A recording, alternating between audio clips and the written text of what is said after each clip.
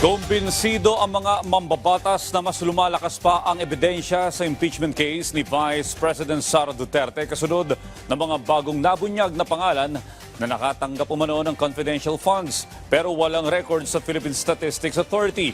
Yan ang ulat ni Harley Valbuena.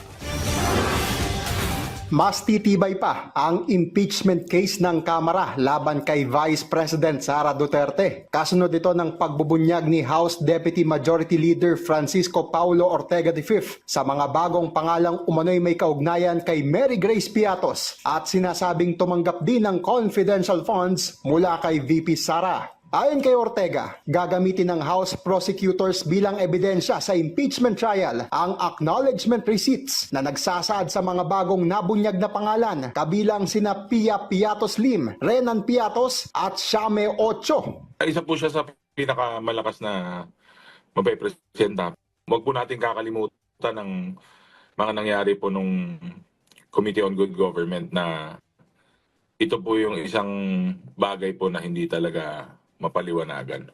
Sinegundahan naman ito ni Zambales Representative Jefferson Conghun at sinabing nagpapakita ito sa malawakang pag-abuso at korupsyon sa confidential funds ng pangalawang Pangulo.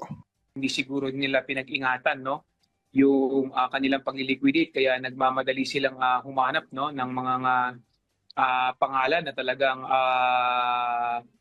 kung saan nila ipapangalan yung kanilang mga perang inilalabas, talagang grabe. Ayon kay Congressman Ortega, tulad ni Mary Grace Piatos, hindi rin nakitaan ng birth records ng Philippine Statistics Authority ang mga pangalang Pia Piatos Lim, Renan Piatos at Shame Ocho. Sa ngayon, patuloy umanong naghahanda sa impeachment proceedings ang mga kongresista na magsisilbing prosecutors. Sa kabila nito, nasa Senado pa rin ang bola kung kailan masisimulan ang impeachment trial laban kay VP Sara. Harley Valbuena para sa Pambansang TV sa Bagong Pilipinas.